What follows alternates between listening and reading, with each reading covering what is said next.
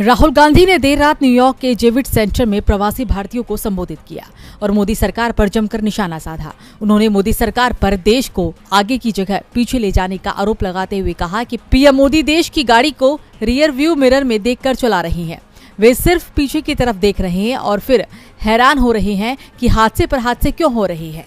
RSS और BJP पीछे की सोच रखते हैं। उनसे कुछ भी पूछो वो पीछे की तरफ देखने लगते हैं। उनसे पूछो ट्रेन हादसा कैसे हुआ तो वो कहेंगे कि कांग्रेस सरकार ने 50 साल पहले ये किया था। उनसे पूछो कि आपने टेक्स्ट बुक से पीरियोडिक टेबल क्यों निकाल दिया तो वो कहेंगे कि कांग्रेस ने 60 साल पहले ये किया। लेकिन जब सरकार कांग्रेस की थी उस समय हादसा हुआ तो कांग्रेस ने कभी नहीं कहा कि ये अंग्रेजों की गलती से हुआ। कांग्रेस के रेल मंत्री ने हादसे की जिम्मेदारी लेते हुए पद से इस्तीफा दे दिया था। राहुल ने कहा कि इस समय भारत में दो विचारधाराओं के बीच लड़ाई छिड़ी हुई है। इसमें एक तरफ महात्मा गांधी है और दूसरी तरफ नाथूराम गोडसे हैं। महात्मा गांधी मॉडर्न थे और वे आगे की बात करते थे। गोडसे कायर था, वो सिर्फ बीते हुए कल की बात किया करता था। भाजपा इस विचारधारा को मानती है। हम महात्मा गांधी की सत्य और अहिंसा की विचारधारा को मानते हैं। कांग्रेस ने कभी भी किसी पर गुस्सा नहीं निकाला। ये हमारा स्वभाव है ही नहीं और ये ही हमारी ताकत है। हमने अपना व्यवहार नहीं बदला क्योंकि आप नफरत को नफरत से नहीं काट सकते। बीजेपी का काम नफरत फैलाने का है, हमारा काम मोहब्बत फैलाने का। यही नफरत के बाजार में मोहब्बत की दुकान। बीजेपी सांसद बृजभूषण शरण सिंह के खिलाफ प्रदर्शन में शामिल पहलवान साक्षी मलिक, बजरंग पूनिया और विनेश फोगाट अपनी नौकरी पर लौट आए हैं। तीनों रेलवे में नौकरी करते हैं। ये खबर तब आई जब दावा किया जा रहा था कि बृजभूषण पर यौन शोषण का आरोप लगाने वाली नाबालिग पहलवान अपने बयानों से पलट गई है, जबकि उसके पिता ने इस खबर को गलत करार दिया और कहा कि नाबालिग पहलवान अपने बयान पर कायम है।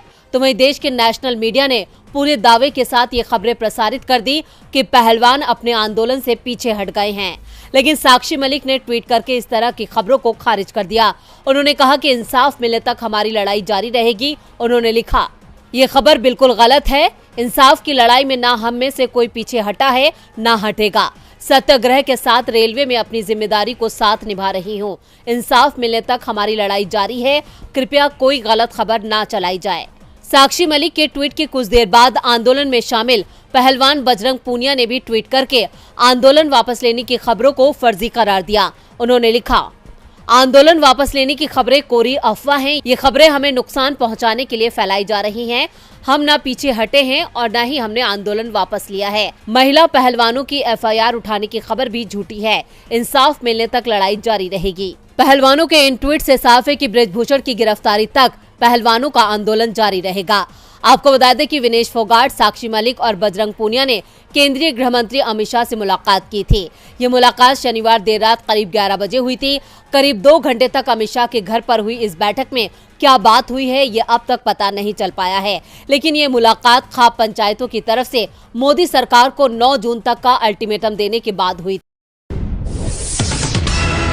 ओडिशा में हुए ट्रेन हादसे को लेकर कांग्रेस अध्यक्ष मल्लिकार्जुन खड़गे ने पीएम मोदी को खत लिखा है। कांग्रेस अध्यक्ष ने खत में रेल हादसे पर दुख जताते हुए पीएम से रेलवे में सुधार की मांग की है। इसके साथ ही उन्होंने कई सवाल खड़े किए हैं। उन्होंने खत में लिखा, मुझे खेद है कि रेलवे को बुनियादी स्तर पर मजबूत करने की बजाय खबरों में बने रहने के लिए सतही टचअप दिया जा रहा है। रेलवे को अधिक प्रभावी, अधिक उन्नत और अधिक कुशल बनाने के बजाय इसके साथ सौतेला व्यवहार किया जा रहा है। लगातार गलत निर्णय लेने के चलते रेल यात्रा को असुरक्षित बना दिया गया है और हमारे लोगों की समस्याएं बढ़ रही हैं। आपको बता दें कि 2 जून को ओडिशा के बालासोर में 3 ट्रेनों में भिड़ंत हो गई थी, जिसमें 288 से ज्यादा लोगों की जान जा चुकी है। हजारों लोग घायल हैं। इसी को लेकर अब खड़गे ने पीएम मोदी से कई सवाल किए हैं। उन्होंने पूछा है कि रेलवे में इस वक्त करीब 3 लाख पद खाली हैं। अकेले ईस्ट कोस्ट रेलवे में जहां ये दुखद दुर्घटना हुई है उसी के करीब 8,278 पद रिक्त हैं।